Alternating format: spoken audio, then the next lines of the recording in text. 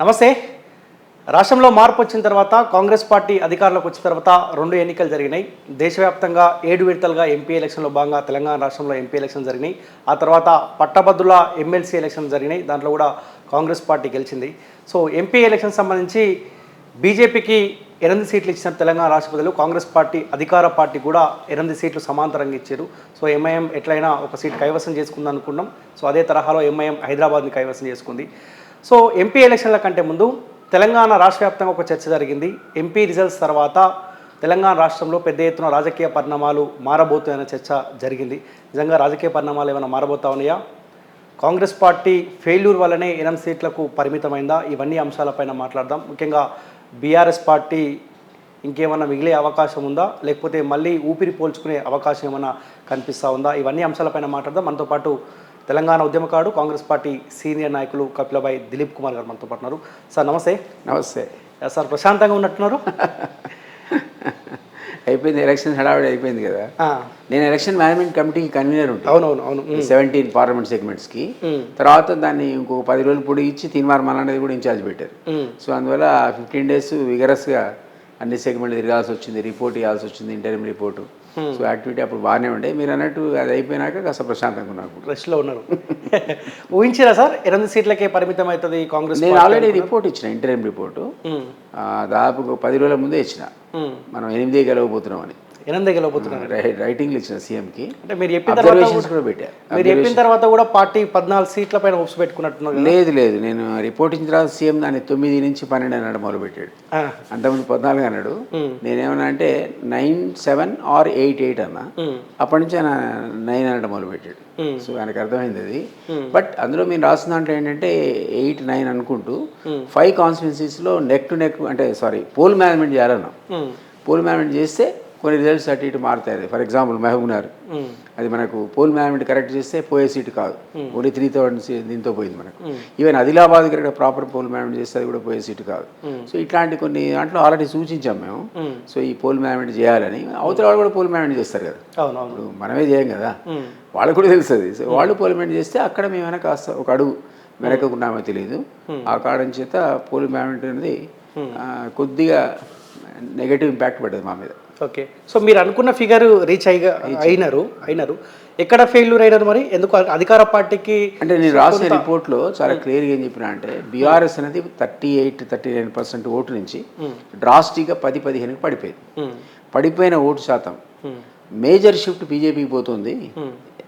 SC, ST, Christian minorities and Muslims ఏమో కాంగ్రెస్ వైపు ఉంటే, అంటే అందులో 100% ఉండాలని లేదు, 80%, 90%, మిగిలిన 10% బీజేపీ పోయినా కూడా మిగిలిన వర్గాలని కూడా ఎక్కడైతే బీఆర్ఎస్ నుంచి చీలిందో అదంతా షిఫ్ట్ అయిపోతుంది బీజేపీకి అని నేను వాళ్ళకు ఆల్రెడీ ఆ నివేదికలు ఇచ్చా. జరిగింది అదే. మీకు దాదాపు 20% ఓటు షిఫ్ట్ అయ్యి బీజేపీ వైపు. అది పెద్ద షిఫ్ట్. లేకపోతే మీకు 8 ఎమ్మెల్యేలతో 8 ఎంపీలు ఎట్లా గెలుస్తారు ఓటు షిఫ్ట్ కాకపోతే? Vote shift in the sense neutral voters ఎక్కువ మంది ఉంటారు. మీకు క్లియర్గా ఎమ్మెల్యే ఎలక్షన్స్కి ఓటింగ్కి ఎంపీ ఎలక్షన్ ఓటింగ్కి తేడా ఉంటుంది. ఓకే, చాలా తేడా ఉంటుంది. ఎక్కడైనా ఏ కాన్స్టిట్యున్సీలో తీసుకోండి. అదే ఎమ్మెల్యే ఎలక్షన్స్లో స్థానికంగా మీరు రకరకాల ఓటర్లు ప్రభావితం చేసే అంశాలను చూస్ చేసుకుంటారు. డబ్బు పంపిణీ కావచ్చు, మద్యం పంపిణీ కావచ్చు, ఏదైనా కావచ్చు. ఇవి మీకు ఎంపీ ఎలక్షన్లో ఎక్కువ కనపడవు. ఫస్ట్ టైం నేను ఈ మధ్య కూడా విన్నా, ఇక్కడ కూడా పోల్ మేనేజ్మెంట్ చేసి కూడా 300-500 ఇవ్వడం మొదలుపెట్టారని. సహజంగా అయితే జరగవు. కాబట్టి ఏమవుతుందంటే ఓటర్ యొక్క బిహేవియర్ డిస్టింక్ట్లీ డిఫరెంట్ ఉంటుంది ఎంపీకి వచ్చేవరకు. ఒకసారి మనల్ని గెలిపించాడు కాంగ్రెస్ని, అయిపోయింది, పీడాపోయింది బీఆర్ఎస్ అంటే ఆ సెన్స్లో.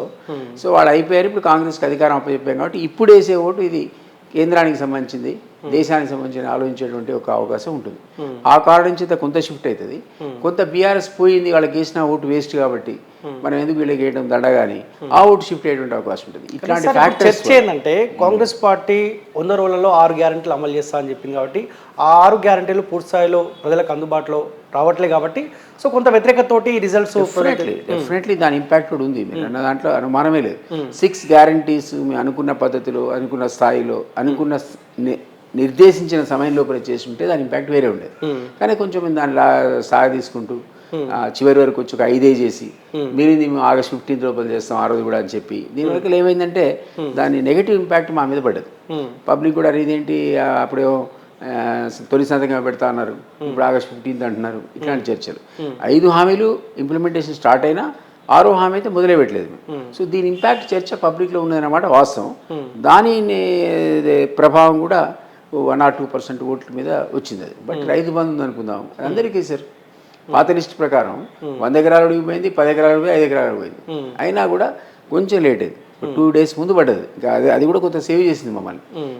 పడింది అనేది ప్రచారం కూడా వచ్చింది. సిలిండర్లు ఇచ్చారు, కరెంట్ ఇచ్చారు, 200 జీరో బిల్లింగ్, మహిళలు ఉచిత ప్రయాణం మనం చూస్తూనే ఉన్నాం. సో ఇవన్నీ కూడా అంతగా లాస్ట్కి వచ్చే వరకు అంత ప్రభావం చూపకపోయినా మీరంటే ఒక 2 to 3% ఓటు మాత్రం అరే వీళ్ళు అన్న చేయట్లేదు అన్నట్టు ప్రభావం మాత్రం ఉంది. అది కూడా దీని రిజల్టే. కానీ ఈ తీర్పుతోటి మీ పార్టీ ఒక ఆలోచనకు వచ్చిందా, కాస్త జాగ్రత్తగా పరిపాలన కొనసాగించాలన్న ఆలోచనకు మీ పార్టీ వచ్చిందా? ఎప్పుడైనా అడ్మినిస్ట్రేషన్ అది ఎప్పుడైనా జాగ్రత్తగా చేయాల్సిందే. మీరు ఆషామాషి కాదు అడ్మినిస్ట్రేషన్ అది. మీరు ఆ 6 హామీలు ఇచ్చిన సందర్భంలో ఎలక్షన్స్కి ముందు మాకు రాష్ట్ర ఆర్థిక పరిస్థితి ఇంత దివాలా తీసిన విషయం అది లేదు. అందరం కూడా, మేము కూడా ఇప్పుడు బీజేపీలో ఉంటాయి, అపోజిషన్లో ఉన్న అందరం కూడా మాట్లాడేది 5 లక్షల కోట్ల అప్పు, 5 లక్షల కోట్ల అప్పు అన్నాం. కానీ ఒక రాష్ట్ర బడ్జెట్కు సమానంగా వచ్చింది, సంవత్సర కాల బడ్జెట్కు సమానంగా ఇంకో అదనపు అప్పు వచ్చింది. అంటే 1 year వరకు ఇంకో అదనపు అప్పు మనం ఊహించింది కాదు. అంటే 6,70,000 కోట్లు అంటే రఫ్లీ ఒక ఇయర్ బడ్జెట్ అది. సో దాని నుంచి తేరుకొని ఉన్న ఆర్థిక వ్యవస్థను చక్కబెట్టి ఒక్కొక్క పథకాన్ని మనం ఇచ్చిన హామీల ప్రకారంగా ఇంప్లిమెంటేషన్ చేయాలనేది ఒక అప్హిల్ టాస్క్ అది. అది స్టార్ట్ అయింది. మేము తప్పించుకోలేం కదా, అన్న తర్వాత చేయాల్సిందే. సో మీరేం చేయాలి, ఇదన్నీ ఫైన్ ట్యూనింగ్ చేసుకోవాలి, ఆర్థిక పరిస్థితిని చక్కబెట్టుకోవాలి, కొత్త అప్పులు తెచ్చుకోవాలి, ఉన్న అప్పులు తక్కువ వడ్డీకి తెచ్చుకొని ట్రాన్స్ఫర్ చేసుకోవాలి. ఈ అడ్జస్ట్మెంట్స్ అనేది ఒక పెద్ద టాస్క్ కింద మారి మాకు ఒక 6 months సమయం పట్టింది ఇది సరి చేసుకోవడానికి. ఇప్పుడు ఇది గాడిలో పడింది. ముఖ్యమంత్రి చెప్పాడు కదా, విదిన్ 3 monthsలో 30,000 కోట్లు ఉత్తగా వడ్డీకే కట్టా అన్నాడు. అది మామూలు అమౌంట్ కాదు కదా. సో ఇందులోంచి తేరుకునే లోపల కొద్దిగా మీరు అన్నట్టు పార్లమెంట్ ఎన్నికల మీద ప్రభావం, దానివల్ల కొంత డ్యామేజ్ అయినమాట అవసరం. సో ఈ రిజల్ట్స్ తర్వాత ముఖ్యమంత్రి గారు ఒక కామెంట్ చేసినారు. సో బీఆర్ఎస్ పార్టీ తనకు తానే ఆత్మబలిదానం చేసుకుంది, సో బీజేపీకి ఇంటర్నల్గా సపోర్ట్ చేశారని కామెంట్ చేశారు. సో ఈ రిజల్ట్స్ తోటి మీకు అర్థమైందా బీఆర్ఎస్ పార్టీ కంప్లీట్గా బీజేపీ వైపు చూసిరు ఓటర్స్ అని? మనం అనుకుంది అదే కదా, నేను రైటింగ్లో ఇచ్చానని చెప్పింది అదే కదా. మనం ఎందుకు ఇచ్చాము, ఆ రిపోర్ట్ ఇచ్చింది ఏంటంటే ఈ ఓటు షిఫ్ట్ అవుతుంది, ఆ ప్రమాదం ఉంది మాకు. ఎందుకంటే వాళ్ళు ఎట్లా ఓడిపోతున్నారు కాబట్టి ఓటర్ సరెండర్ చేశారు. అంటే 100% నేను నాకు ఏం అవసరం లేదు, నువ్వు బీజేపీకి ఏమంటే ఎవడు ఏడు. కానీ ఆ ఓటరు సపోజ్ బీఆర్ఎస్ ఓటర్ అనుకుందాం, కాంగ్రెస్కి వేస్తాడా? ఏడు కదా. ఆల్టర్నేట్ ఎవరినైనా చూస్తాడు. సో బీజేపీ కనబడితే బీజేపీకి వేసేస్తాడు. కానీ ఇక్కడ బీఆర్ఎస్ పార్టీ ఓట్ బ్యాంక్ని కాంగ్రెస్ పార్టీ తమ వైపు మలుచుకోలేదంటే ఇక్కడ మీరు ఫెయిల్యూర్ అయినట్టే కదా. ఇట్లా ఫెయిల్యూర్. నేను అది లాయలిస్టులు ఉంటారు, మీకు 39 సీట్లు వచ్చేవాడు, ఆయన ఓట్లు రాంది రావు కదా. అట్లా ఉన్నటువంటి లాయలిస్ట్ అంతా కూడా ఇప్పుడు ఈయన పడిపోయారు, కొలాప్స్ అయ్యాడు, ఇంతమంది అంటే 15%కే పడిపోయారు, ఎవడైనా గెలవడు మనం ఓటేసినా అనుకున్నా. కంక్లూజన్కి వచ్చినాక మాకు 10-20% వచ్చినా 80% బీజేపీకే షిఫ్ట్ అవుతాయి. షిఫ్ట్ కాకపోతే మీరు 4 సీట్ల నుంచి 8కి ఎట్లా వస్తారు? సేమ్ ఎమ్మెల్యే ప్యాటర్న్లో మీకు 1-2 ఎంపీలు రావాలి, ఉన్న 4లో 2 ఓడిపోవాలి. మీరు ఒరిజినల్గా మన క్యాంపెయిన్ స్టార్ట్ అయినప్పుడు ఉన్న 4లో 2 గెలుస్తే 2 ఓడిపోతారనే ప్రచారం ఉండే. అది క్రమక్రమంగా ఈ మీరు అనేటువంటి రకరకాల కారణాల వల్ల ఎట్లా వచ్చిందంటే వాళ్ళు కూడా దాదాపు 8-9కి వస్తారంటే చర్చ కూడా వచ్చింది. వాళ్ళు డబుల్ డీజ్ క్లెయిమ్ చేశారు, మేము డబుల్ డీజ్ క్లెయిమ్ చేసాం. టీఆర్ఎస్ అంటే ఖతమైపోయింది, అది చర్చ కూడా రాలేదు, వాళ్ళకి ఒక్కటి గెలవదని మన అందరికీ తెలుసు. ఎక్సెప్ట్ మెదక్ అండ్ నాగర్ కర్నూలులో కాస్తో కూస్తో ఓట్లు పడతాయని అనుకున్నాం తప్ప ఎక్కడ వాళ్ళ అభ్యర్థి గెలుస్తేనే మనం ఎప్పుడు ఏ స్టేజ్లో కూడా అనుకోలేదు. సో ఆ ఓటు షిఫ్టింగ్ అనేది మన చేతిలో ఉండేది కాదు అంటున్నా నేను. ఆ పెర్సెప్షన్ అది, ఆ పెర్సెప్షన్లో వాళ్ళు ఇక రాదు బీఆర్ఎస్ దండ ఎందుకు ఓటు అనుకుంటే మాకన్నా వేయాలి, లేకపోతే బీజేపీకి వేయాలి. ఆ కాంటెస్ట్లో ఇది పార్లమెంట్ ఎలక్షన్ కాబట్టి కొంత మెజారిటీ ఓటు మీరు అన్నట్టు ఖచ్చితంగా అది బీజేపీకి రావాల్సిందే. సార్ మార్పు కోసం అందరూ భాగస్వాములు అయితే కాంగ్రెస్ పార్టీ అధికారంలోకి వచ్చింది. సో ఆ మార్పు దిశగానే మీ ముఖ్యమంత్రి పనిచేస్తున్నట్టు అనిపిస్తూ ఉందా? ఇక్కడ ఇంకా సరిదిద్దుకోవాల్సిన అవసరం ఉందా? ఎప్పుడైనా సరే అడ్మినిస్ట్రేషన్ అది ఎప్పటికప్పుడు పరిశీలించుకొని దాని తప్పులు ఎక్కడ ఉన్నాయి, ఉప్పులు ఎక్కడ ఉన్నాయి ముందుకు పోవాల్సిన అవసరం ఉంటుంది. అది నిరంతర ప్రక్రియ. సో ముఖ్యమంత్రికి కూడా అది ఒక పెద్ద టాస్కే. ఈయన అందుబాటులో ఉన్నాడు. గత ముఖ్యమంత్రి ఇప్పుడు టూర్కి పోయాడు, బస్ టూర్కి ఎగబడి జనం చూశారు. ఎందుకు? 10 ఏళ్ళు ముఖ్యమంత్రి ఒక్కసారి పోలే, ఎట్లుంటారు చూద్దామని పోయాడు. మా ముఖ్యమంత్రి ఎట్లుంటాడు చూద్దామని. సో ఉద్యమం నాడు కనపడితే మళ్ళీ మాజీ ముఖ్యమంత్రి అయినాక పోయినా. ఈయనట్లా కాదు కదా, మీకు నిరంతరం అందుబాటులో ఉంటాడు, మీకు సమయం కేటాయిస్తాడు, మంత్రులు మాట్లాడుకోవచ్చు, ఎంపీలు మాట్లాడుకోవచ్చు. So is open for everybody. So ఈ విధమైనటువంటి యాటిట్యూడ్తో మీరు కొంత మార్పు ఈ అడ్మినిస్ట్రేషన్లో తీసుకురావడానికి అవకాశం ఉంటుంది. నేనేది అనుకుంటున్నాను ఆ విధమైన ప్రయత్నాలు చేస్తున్నాడు, అడ్మినిస్ట్రేషన్ రివ్యాంప్ చేస్తున్నాడు, సో గాడిలో పెట్టే ప్రయత్నం చేస్తున్నాడు. ఎందుకంటే గతంలో ఎడ్యుకేషన్ కానీ, లేకపోతే మీకున్నటువంటి హెల్త్ కానీ, లేదా అన్ఎంప్లాయ్మెంట్ సెక్టార్ కానీ, ఇవన్నీ కొలాప్స్ అయిపోయినాయి. ఆ సెక్టార్స్ని మీరు సరి చేయాల్సిన అవసరం ఉంటుంది. పెద్ద ఇంపార్టెంట్ టాస్క్ మా ఎదురుగున్నది. సో దాంట్లో ఆయన కొంత మొదలుపెట్టాడు దాన్ని స్ట్రక్చర్ని సరి చేయడం. సో సమయం పడుతుంది. మినిమం 1-2 years కానీ మీకు ఆ ఇంపాక్ట్ ఏంటో, ఆ రిజల్ట్ ఏంటో మీకు అర్థం కాదు. బట్ డెఫినెట్లీ పాతకాలంలో విధ్వంసమైన వ్యవస్థలని కూడా తిరిగి సరి చేసే ప్రయత్నంలో ఖచ్చితంగా ఆయన ఉన్నాడు. దానికి తగినటువంటి సలహాలు సూచనలు ఇచ్చేవాడు కూడా ఆయనకు ఉన్నారు. ఇంకా కాస్త చేయాల్సింది ఉంది, నో డౌట్ మీరు అన్నట్టు. ఇంకా మనం ఎందుకంటే తెలంగాణ ఉద్యమ తెలంగాణ కాబట్టి, ఆఫ్టర్ ఫైట్ తెచ్చుకున్నటువంటి తెలంగాణ కాబట్టి, టీఆర్ఎస్ కొన్ని ఉద్యమ హామీలు తొంగులో తొక్కింది అనేటువంటి అలిగేషన్స్ మనం కూడా పెట్టాం కాబట్టి సహజంగా మనం ఇంతకంటే ఎక్కువ ఎక్స్పెక్ట్ చేస్తాం. అంటే మనం అంటే తెలంగాణ సమాజం కానీ ఉద్యమకారులు కానీ. సో ఆ దిశగా మరికొంత ప్రయత్నం చేయాల్సిన మాట అయితే కరెక్టే. సార్, ఏ ఇంటర్నల్గా అయితే బీఆర్ఎస్ పార్టీ బీజేపీకి సపోర్ట్ చేస్తుందని చర్చ జరుగుతూ ఉందో, దానికి తోడు కూడా మల్కాజ్గిరి, చేవెళ్ళ, సికింద్రాబాద్, కరీంనగర్ పార్లమెంట్ పరిధిలో సో కాంగ్రెస్ పార్టీ బీజేపీ అభ్యర్థులను గెలిపించిన చర్చ కూడా జరుగుతూ ఉంది. నిజమైన అలాంటి ప్రయత్నం ఏ పార్టీ కూడా అదే పనిచేయదు. ఏ పార్టీ ఆ పనిచేయదు. నేను అన్న బీఆర్ఎస్ కూడా ఓట్ ట్రాన్స్ఫర్ చేయమని అఫీషియల్గా అడగరు. వాళ్ళు ఓడిపోతారని తెలుసు కాబట్టి ఓట్ ట్రాన్స్ఫర్ అయింది. కానీ ఇక మేము గెలవటారు బాబు మీరు వేసుకుని అంటారా? మీరు అన్నారు కదా లోపాయకారి. మీ అభ్యర్థులని అబ్జర్వ్ చేస్తూ ఉంటే, వాళ్ళని చూస్తూ ఉంటే, ఇప్పుడు మీకు మల్కాజిగిరి ఉంది, మనకైతే ఈటల రాజేందర్ గెలిచిన ముందు నుంచి తెలుసు కదా. తెలుసు. నేనైతే కాంగ్రెస్ అయినా ఆయన గెలిచి నాకు ఎప్పుడో తెలుసు. నా రిపోర్ట్ రాసినాడు బీజేపీ సీట్ అని. కానీ ఎక్కడో తాండూరు సంబంధించిన పట్నం సుందరమైన తీసుకొచ్చి ఈటల గెలుపు కోసం చాయిస్ ఆఫ్ సెలక్షన్ క్యాండిడేట్స్ అన్నది అది సీఎం ఇష్టం, పార్టీ ఇష్టం. కొంత సందర్భాల్లో వాళ్ళని అకామిడేట్ చేయడానికి వాళ్ళు చేసి ఉండొచ్చు. కానీ ఆ చాయిస్ తప్పై ఉండొచ్చు ఒక్కొక్కసారి. ఇప్పుడు కడియం కావ్య ఉంది, అక్కడ అనౌన్స్మెంట్ అయిపోయింది, మళ్ళీ ఇక్కడ అనౌన్స్మెంట్ అయిపోయింది. కొంత అసంతృప్తి ఉంటే ఉండొచ్చు. మరి రిజల్ట్ వచ్చేవరకు ఎట్లుంది? అక్కడ కూడా నెక్ టు నెక్ ఉండే, పోల్ మేనేజ్మెంట్ అవసరం ఉండే. మరి పర్ఫెక్ట్ చేసిండు మా వాళ్ళు, అద్భుతంగా. ఈవెన్ మీకు పూర నరసయ్య కూడా బీసీ కాబట్టి ఇక్కడ గెలుస్తాడు, టైట్ ఫైట్ ఉందని చెప్పారు. అవునవును. ఎన్ని రకాల సర్వేలు చేసినా కూడా ఇట్స్ టఫ్ ఫైటర్ అండి. ఎంత మెజారిటీ వచ్చింది? 2 lakhs above వచ్చినాయి. 2+ వచ్చింది. అంటే ఇక్కడ కూడా పూల్ మేనేజ్మెంట్ బాగానే చేశారు. ఆ ఫ్యాక్టర్ ముందుకే రాలేదు అసలు, బీసీ ఫ్యాక్టర్. సో ఇట్లా కొన్ని సందర్భాల్లో ఏదో రకరకాల చర్చలు జరుగుతుంటాయి కానీ గ్రౌండ్ రియాలిటీ వేరు ఉంటుంది. సో ఆ రకంగా మీరు అన్నట్టు కొన్ని చోట్ల పూల్ మేనేజ్మెంట్ మీరు సరిగ్గా చేయలేదన్నమాట వాస్తవమేనా. ఓవరాల్గా మాత్రం మాకు సాటిస్ఫాక్టరీ రిజల్ట్ అయ్యేది. అంతేగాని బీజేపీ గెలుపు కోసం ఏం ప్రయత్నం ఎవరు చేస్తారండి? మీరు చెప్పండి. అది కాంగ్రెస్ చేస్తుందా, లేకపోతే బీఆర్ఎస్ చేస్తుందా, బీజేపీ చేస్తుందా? ఎవరు ఇంకో అభ్యర్థి గెలవాలని ఎవరూ పనిచేయరు నాకు తెలిసి. ఇప్పుడు రంజాన్ ఉంది, పి నరసింహరావు పోటీ చేసిండు, అందరూ కూడా ఆయన గెలవాలనుకున్నారు. ఏ పార్టీ కూడా అభ్యర్థిని నాకు తెలిసి ఏ పార్టీ అభ్యర్థిని పెట్టలే. ఎవరో ఒకళ్ళు నిలబడితే కాంటెస్ట్ జరిగి నామాత్రంగా జరిగినట్టుంది. కానీ ఆ రోజు పి నరసింహరావు గెలవాలని అందరూ అనుకున్నారు కదా. పార్టీలకు అతీతమైన ఎన్నిక అది. అట్లా కొన్ని సందర్భాల్లో చాలా రేరుగా ఎవరైనా చనిపోతే ఆ ఫ్యామిలీకి సంబంధించిన వాళ్ళు గెలవాలనుకొని, శోభ మన ఆళ్ళగడ్డ శోభ, భూమా నాగిరెడ్డి వైఫ్, ఆమె చనిపోతే ప్రజలందరూ తెలుసు ఆమె ఓటేస్తే లాభం లేదు, వేస్ట్ అయిపోతుంది. భారీ మ్యాట్తో గెలిచింది ఆమె చనిపోయినాక. ఎందుకు చెప్పండి? ఒక పెర్సెప్షన్ ఉంటుంది, ఒక వేవ్ ఆమె మీద ఉన్నటువంటి అభిమానం. సో ఆమె చనిపోయి కూడా ఎమ్మెల్యే డిక్లేర్ చేయాల్సి వచ్చి ఆ రద్దు చేయాల్సి వచ్చింది, చనిపోయింది కాబట్టి. ఎలక్షన్ క్యాన్సిల్ చేయడానికి టైం లేకుండా ఎలక్షన్కి వెళ్ళిపోయారు. అందరూ శోభ మీద ఓటేసారు, చనిపోయిన ఆమె. అంటే ఒకసారి కొన్ని సందర్భాల్లో అటువంటి సిచ్యువేషన్ వస్తుంది. కానీ అన్ని సందర్భాల్లో ఏ పార్టీ కూడా అవతల వాడు గెలవాలని పనిచేస్తానని అయితే అనుకున్నది. పొలిటికల్ గేమ్ కాదు. సో ఏ రిపోర్ట్ అయితే 8 సీట్లలో గెలవబోతున్న రిపోర్ట్ మీరు తీసుకున్నారో, సో ఇవి ఎట్లయినా గెలిచే పరిస్థితి లేదు కాబట్టి మిగతా సీట్లలో బలంగా ప్రయత్నం చేద్దామన్న ఆలోచనకు మీ పార్టీ వచ్చిందా? మరి వాళ్ళు చేశారు, పూల్ మేనేజ్మెంట్ ట్రై చేశారు. అందుకనే అన్న మనం పూల్ మేనేజ్మెంట్ చేయడమే కూడా వాళ్ళు కూడా చేసి ఉండొచ్చు, న్యూట్రల్ అయి ఉంటుంది అక్కడ అని. లేకపోతే 5 కూడా మాకు రావాలి కదా, 13 సీట్లు రావాలి సీఎం అన్నట్టు. అక్కడ వాళ్ళు చేసి ఉంటారు పూల్ మేనేజ్మెంట్. సో కొన్ని చోట్ల అన్నట్టు భువనగిరి టైట్ అనుకున్నాం, బాగా చేశారు పూల్ మేనేజ్మెంట్. ఆదిలాబాద్ చేయలేదు, పోయింది. ఇట్లా కొన్ని సందర్భాలు జరిగింది. డెఫినెట్లీ మా కమిటీ దాదాపు 45 మంది మొత్తం సెగ్మెంట్ అని తిరిగి రకరకాల అంశాలన్నీ కూడా స్టడీ చేసి ఇచ్చినటువంటి రిపోర్ట్ అది. సో దాంట్లో కొంత వాస్తవాలు అనేది మాకు ఎలక్షన్ తర్వాత అర్థమైంది. మాది వాస్తవానికి చాలా దగ్గరగా ఉన్న నివేదిక. సో దేశంలో 3వసారి మోదీ అని అనుకున్నారా, ఎక్స్పెక్ట్ చేసిరా? లేకపోతే ఇండియా కూటమికి ఏమైనా అవకాశం ఇస్తారు అనుకున్నారా? నేనైతే ఈసారి టఫ్ ఉంటుంది, ఇక్కడ ఇండియా కూటమికి అవకాశం ఉంటుందని అనుకున్నా.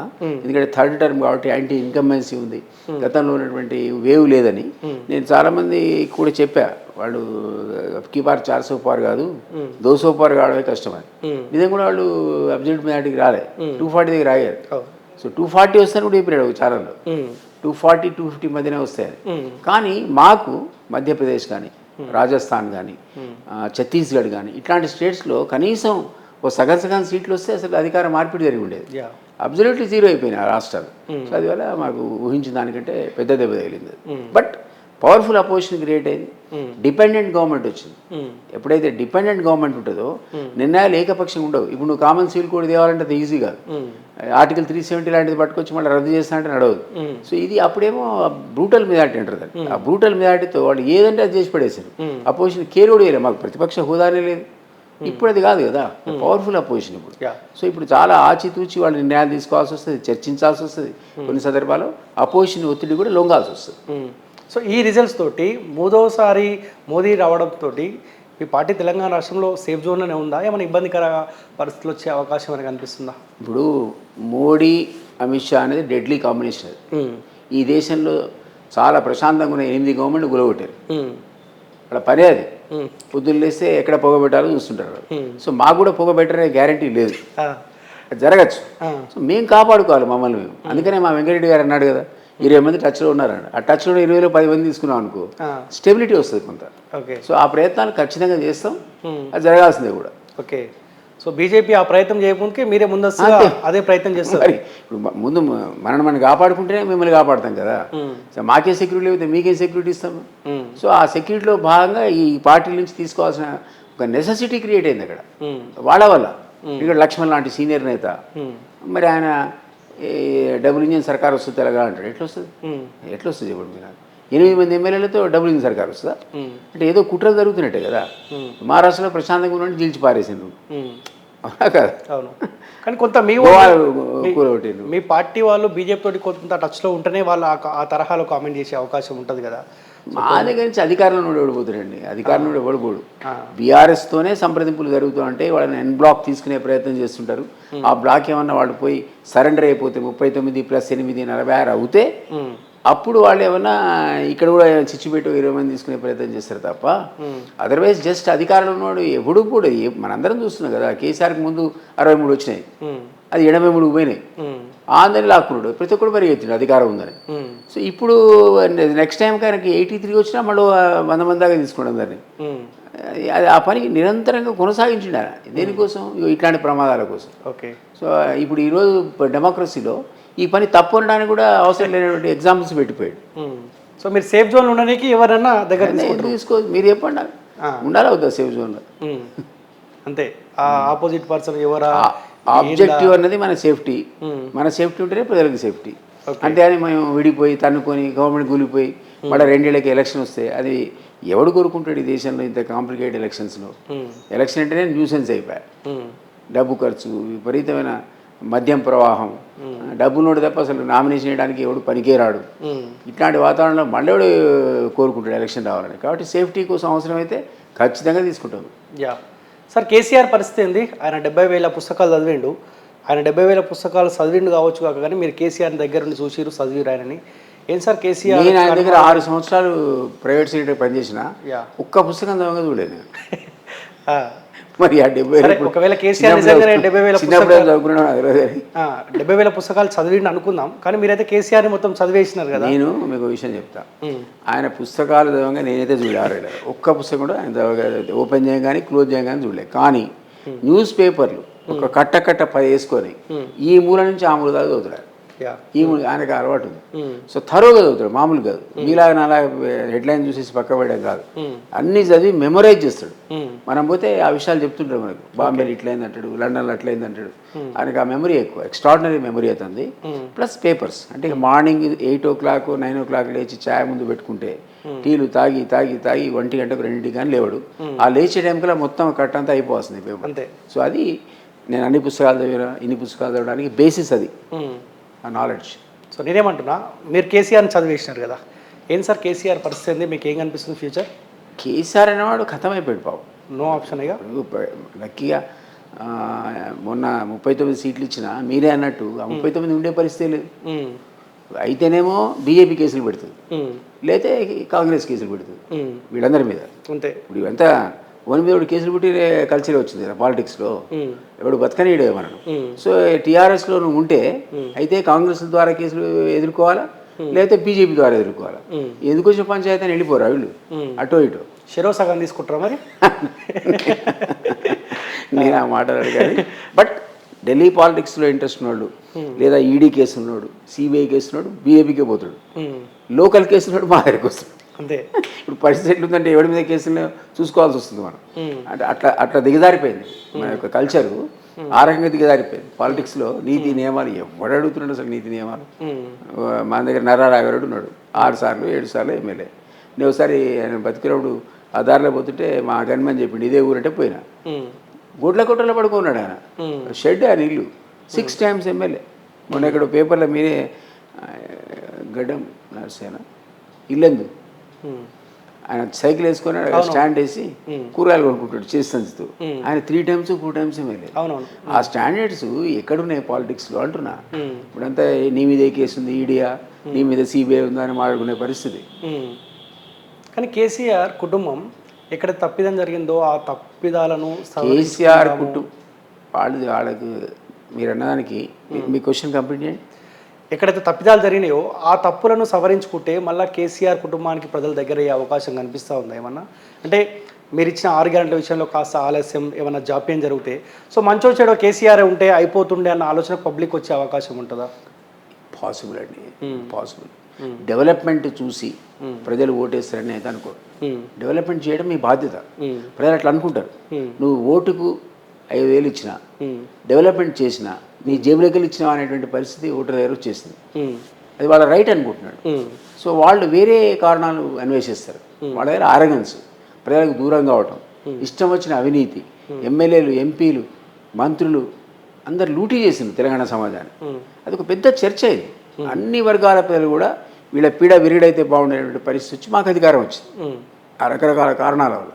సో ఇవన్నీ ఈరోజు నీ దగ్గర ఉన్నాయి కదా మచ్చల్లాగా, ఎట్లా రెక్టిఫై చేస్తావు అవి? సో టీఆర్ఎస్ దాంట్లోంచి అధిగమిస్తుందని అనుకోను. అపార్ట్ ఫ్రమ్ దట్ విపరీతమైన అహంకారం, అది హరీష్ రావు కావచ్చు, కవిత కావచ్చు, కేటీఆర్ కావచ్చు, కేసీఆర్ కంటే ఎక్కువ ఉంది వీళ్ళకి. ఆ అహంకారమే వాళ్ళని ఈరోజు 10 సీట్లు తక్కువ తెచ్చింది. ఈ అహంకారం లేకుండా ప్రజలతో మామూలుగా ఉండుంటే 5వ 10వ వచ్చు, మేమే రాకపోతాం అసలు అధికారులకు. సరే వాళ్ళు దాన్ని సరి చేసుకుంటారు, ఆ ప్రయత్నం చేస్తారని అనుకోను. ఎందుకంటే వాళ్ళకి ఇప్పటికి కూడా ఆ నెత్తి మీదనే కళ్ళు ఉన్నాయి తప్ప వాళ్ళు కింద చూసే పరిస్థితులు లేరు. ఓకే సార్, అసెంబ్లీ ఎలక్షన్ల కంటే ముందు కాంగ్రెస్ పార్టీ ఒక బలమైన అంశాన్ని తీసుకెళ్ళింది. ఏ 10 సంవత్సరాల కాలంపై అయితే కల్వకుట్ల కుటుంబం ప్రజల్ని ఇబ్బంది పెట్టిందో ఆ ప్రజలను కూడా కాస్త ఆ కుటుంబాన్ని కూడా కాంగ్రెస్ పార్టీ అధికారులకు వచ్చిన తర్వాత ఇబ్బంది పెడతాం, అవినీతిని కక్కిస్తాం, జైల్లో పెడతాం, ఈ మాటలు చెప్తే సో పబ్లిక్ కూడా ఆనాడు అనుకున్నారు మనల్ని 10 ఏళ్ళు ఇబ్బంది పెట్టింది కదా, ఒక్కసారి ఆ కుటుంబం ఇబ్బంది పడితే చూద్దామన్న ఆలోచనలో భాగంగా మీకు అవకాశం ఇచ్చారు. కానీ ఎక్కడన్నా ఏ అవినీతి పరులపైన చర్యలు తీసుకోవడంలో మీ పార్టీ ఒక అడుగు ముందుకు వేసినట్టు ఎక్కడన్నా కనిపిస్తుందా సార్? ఇప్పుడు కాళేశ్వరం ఉంది, జస్టిస్ ఇన్వెస్టిగేట్ చేస్తున్నాడు.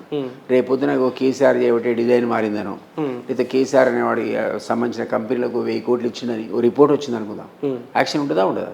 ఇన్వెస్టిగేషన్లే కదండి, ప్రతి అంశం ఇన్వెస్టిగేషన్లో ఉంది, ప్రతి అలిగేషన్ ఇన్వెస్టిగేషన్. మొన్న ఎవడో శివబాలకృష్ణ పట్టుకుంటే ఒక్క ఆఫీసర్ 1500 కోట్లు దొరికినాయి.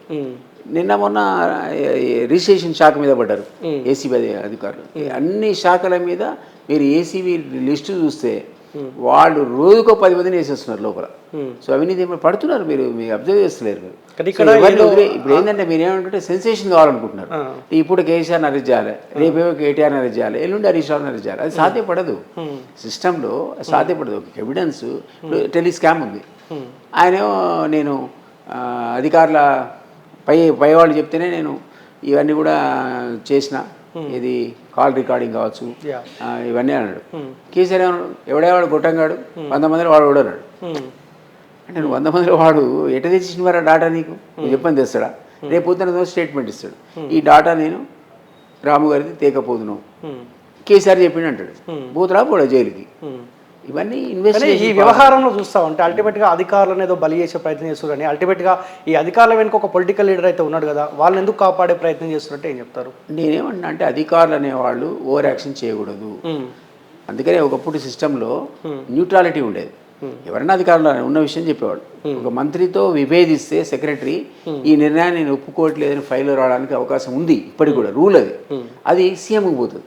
ఓ సెక్రటరీ ఇట్లా అంటున్నాడు, ఐఏఎస్ ఆయన, మంత్రి ఇట్లా అంటున్నాడు, ఈ రెండింటి మీద నిర్ణయం ఫైనల్గా తీసుకోవాల్సిన ముఖ్యమంత్రి, అది ఫైనల్.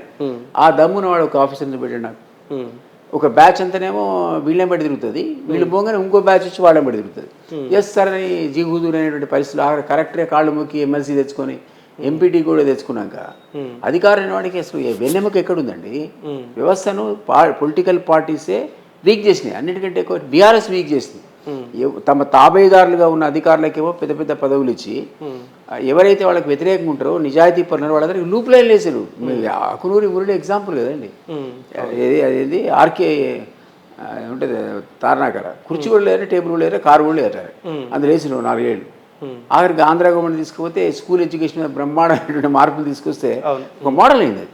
ఆకునూరి హానెస్ట్ మ్యాన్, నువ్వు ఎందుకు వెళ్ళిపోయి పోస్ట్ కంటే ఈనాడు కాబట్టి ఎవడు ఈనాడు వాడిని తీసి అవతల కొట్టింది. సో ఈ విధమైన అడ్మినిస్ట్రేషన్ అన్నది అంతిమంగా ప్రజలకు వ్యవస్థకు నష్టం కలిగిస్తుంది. ఆ 10 ఏళ్లలో వ్యవస్థను చిన్నాభిన్నమైన ఇంతకుముందు అన్నదానికి. కానీ పబ్లిక్ ఒక డిసైడ్ అయినట్టుగా అనిపిస్తుంది. అల్టిమేట్గా రాజకీయ నాయకులంతా ఒకే గూటికి చెందిన పక్షులు, అంతేనా సార్? తప్పే, అందరు దొంగలే అంటారు. నేను అంటే ఆ మాట నేను రాజకీయాల నుండి అనకూడదు, పబ్లిక్ పర్సెప్షన్ చెప్తున్నా. వాడు ఏమంటాడంటే, నేను కేసీఆర్ని తిట్టుకుంటా ఒక రోజు ఆయనతో విభేదించి బయటకు వచ్చిన, టీవీ ఇంట్లో కూర్చొని మాట్లాడుతుంటే నాకు కాల్ వచ్చింది బయటికి పోయినాక. ఎందుకు సార్ ఆ కేసీఆర్ని తిడుతావు అని అడిగింది. అంటే నీకు ఆయన గురించి ఏమైనా ఎరక, రేపు పొద్దున మా ఇంటికి రా, బ్రేక్ఫాస్ట్ పెట్టి నీకు ఆయన చరిత్ర చెప్తాను. అది ఏమంటే తెలుసా, ఏం చెప్తావు సార్, తాగుతాడని చెప్తావా? చెప్తాను. తింటాడని చెప్తావా? ఇది డబ్బులు తింటాడని చెప్తా. ఇంకేం చెప్తావు? మాకు తెలుసు సార్ అదే అన్నాడు. ఆయన పని ఆయన చేసుకుంటే నీ పని నువ్వు చేసుకోవా, ఆన్సర్ నీకు ఎందుకంటే పబ్లిక్ పర్సెప్షన్లో corruption is not a topic for discussion అయిపోయింది. నువ్వు చిన్న దొంగ అయితే వీడు పెద్ద దొంగ అనేటువంటి పరిస్థితి వచ్చింది.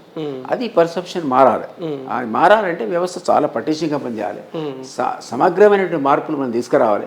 ఒక నిజాయితీ పారదర్శకత అనేది అడ్మినిస్ట్రేషన్ తీసుకొస్తే ప్రజలు మళ్ళీ మిమ్మల్ని నమ్ముతారు. అదర్వైజ్ మీరు అన్నట్టు నిజంగా ఆనెస్ట్లో 10% 20% ఆఫీసర్లు ఉండొచ్చు, మన లెక్కకే తీసుకోరు. మీరు ఇంతకుముందు చెప్పిన ఎగ్జాంపుల్ ఆ 20% నువ్వు పోస్టింగే ఇవ్వాలి, వాడు ఎక్కడో జీవో లెక్క పెట్టే కారణం లేకపోతే వేరే దగ్గర లూప్ లైన్లు వేసి మీలో వాళ్ళందరినీ తీసుకొచ్చి నువ్వు ఎక్కడ డబ్బులు ఉంటే అక్కడ ఇంపార్టెంట్ అధికారులు పెట్టి వాడు సొమ్ము పంచుకున్నాక ఇంకా వ్యవస్థ మీద మనం మీకెట్లా నమ్మకం ఉంటుంది, పబ్లిక్ ఎట్లా నమ్మకం ఉంటుంది? కానీ మీ పార్టీ ఒక క్లారిటీలో ఉందా, ఖచ్చితంగా అవినీతి పరులని లోపడేయాలి? ఎందుకే మీరు చూడండి 6 monthsలో మీరు ఎన్ని అరెస్టులు అయితే ఆల్రెడీ మీరు ఏసీబీ నుంచి లిస్ట్ అడగండి. రేపు టీవీలు ఉన్నారు కదా, ఏపీసీ పోయి ఇప్పటిదాకా మీరు ఎన్ని కేసులు పెట్టారు? ఇప్పుడు ఆశ్చర్యపోతారు, 150 కేసులు పెట్టినాడు. ఎవరెవరు పోతున్నారు జైలుకు? నాకే తెలుసు కానీ ఖచ్చితంగా టెలిస్కామ్లో కూడా కేసీఆర్ కూడా జరుగుతుంది. కేటీఆర్ సార్ సేఫ్ ఉంటాడా?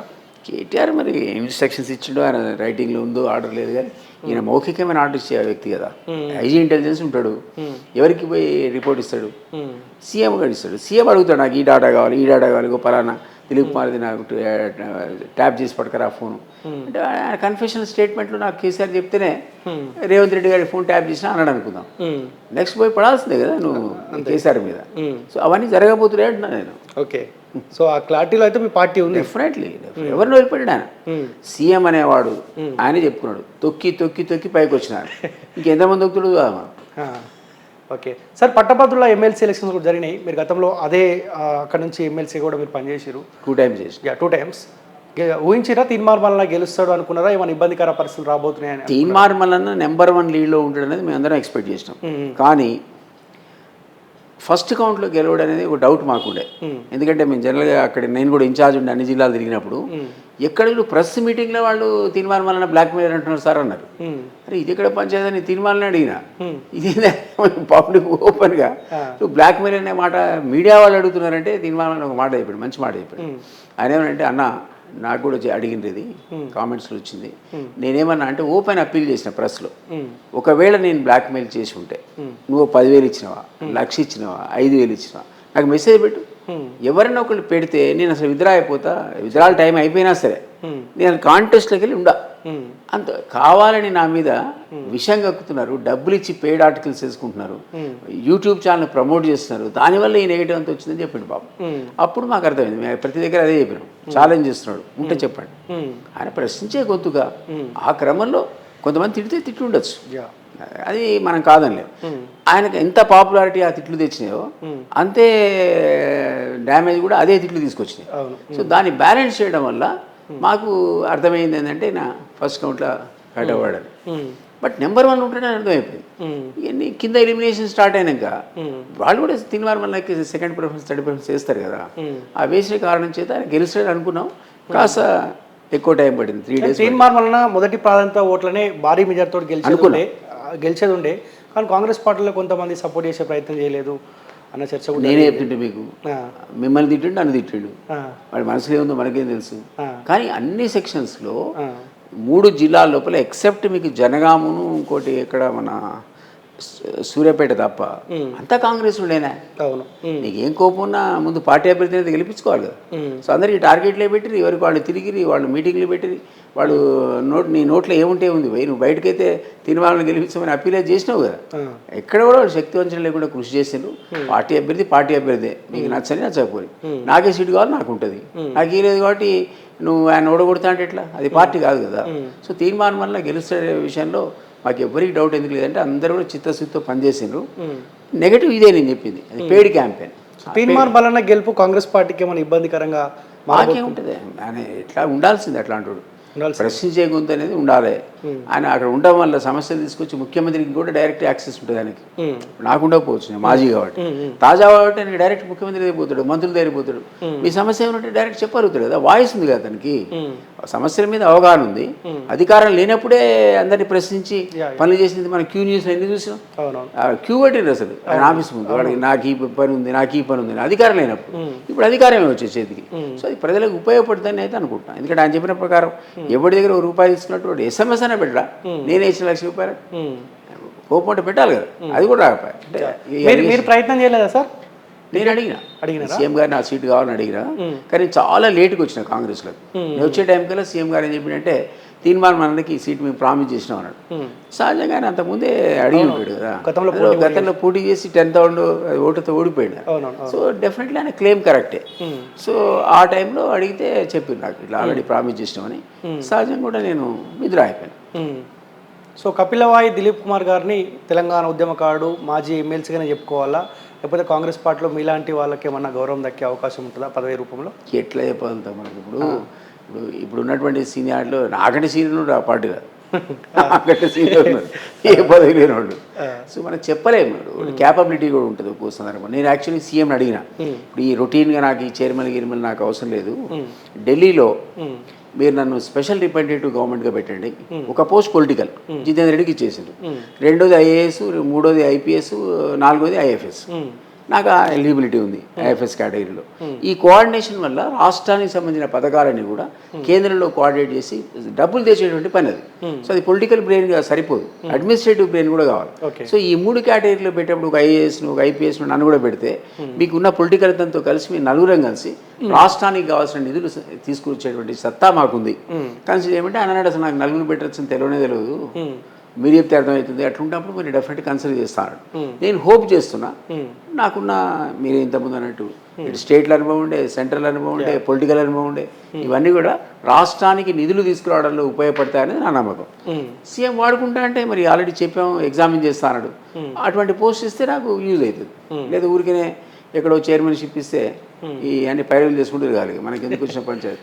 సో ఢిల్లీ లెవెల్లో ఒక పదవి ఉండాలని ఉంటే రాష్ట్రానికి ఉపయోగపడుతుంది. అంటే నాకున్న అదృష్టవశాత్తు రాష్ట్రంలో పనిచేసే అవకాశం వచ్చింది, కేంద్రంలో అవకాశం వచ్చింది, ఆ కేసీఆర్ పుణ్యమాని 2 times ఎమ్మెల్సీగా పనిచేసే అవకాశం వచ్చింది.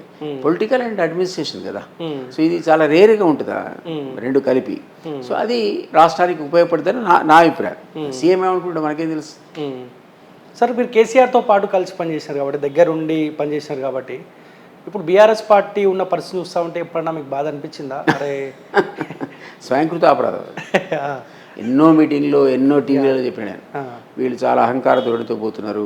కేసీఆర్ అనేవాడు ప్రజలకు అందుబాటులో ఉండాలి, ప్రజలు కలవాలి, ఇది కరెక్ట్ కాదు అడ్మినిస్ట్రేషన్. చాలా విషయాలు చెప్పాను నేను. ఒకటేమో ధృతరాష్ట్ర పరిపాలన, గుడ్డి పరిపాలన, ఇంకోటి అవినీతి పరిపాలన, ఇంకోటి ఆశ్రిత పక్షపాతం, కుటుంబ పాలన. ఈ నలుగురేనా మీకు? నీకైనా పని కావాలంటే ఎవరైనా మన దగ్గరికి వస్తే వాళ్ళు ఏం చెప్తారంటే అయితే కవితను పట్టుకోవాలి, లేదా హరీష్ని పట్టుకోవాలి, లేదా కేటీఆర్ని పట్టుకోవాలి, లేదా సీఎంని పట్టుకోవాలి, సంతోషం పట్టుకోవాలి. సీఎం అంటే సీఎం దొరకడు, సంతోషాన్ని పట్టుకోవాలి. ఇది కరెక్టా? ఇట్లా కాదు కదా. సో అది స్వయంకృత అపరాధం అంటున్నా. ఉద్యమ తెలంగాణ తెచ్చుకున్నాక బంగారు పళ్ళలో తెలంగాణ నీకు అప్పచెప్తే 100 ఏళ్ల దాకా అసలు టీఆర్ఎస్ పేరు కానీ కేసీఆర్ పేరు కానీ ఉచ్చరించడానికి భయపడాల్సినటువంటి అవసరం ఉండే. అడ్మినిస్ట్రేషన్గా పారదర్శకంగా నిజాయితీగా చేసి ఉంటే నువ్వు చేయలేవై. నీవు గోతి నువ్వు దవ్వుకుని అందులో పడ్డావు. సో రాబోయే రోజుల్లో బీజేపీ వర్సెస్ కాంగ్రెస్ పార్టీగా ఉంటుందా? బీఆర్ఎస్ ఇద్దరికే అసలు బీఆర్ఎస్ మీరు మర్చిపోండి కదా. అంతే. ఏమైనా మిరాకిల్ జరిగితే మనం చెప్పలేం కానీ లోకల్ బాడీలో ఆ మిరాకిల్ చేసేటువంటి సెంటిమెంట్ లేదు అక్కడ. తెలంగాణ ఇష్యూ అయిపోయింది, ఏ సెంటిమెంట్ మాట్లాడతారు ఇక? లేదా కేసీఆర్కి ఓపిక లేదు, ఆ ఏజ్ కూడా లేదు పాపం. సో ఈ కారణం చేత ఆ పార్టీ పూర్వ వైభవాన్ని సంతరించుకోవడం అనేది virtually impossible. Okay, anyway thank you so much sir. Thank you. So ఇది తెలంగాణ ఉద్యమకారుడు కాంగ్రెస్ పార్టీ సీనియర్ నాయకులు కపిలవాయి దిలీప్ కుమార్ గారితో స్పెషల్ ఇంటర్వ్యూ. చూస్తుండండి Kaloji TV. Thank you so much.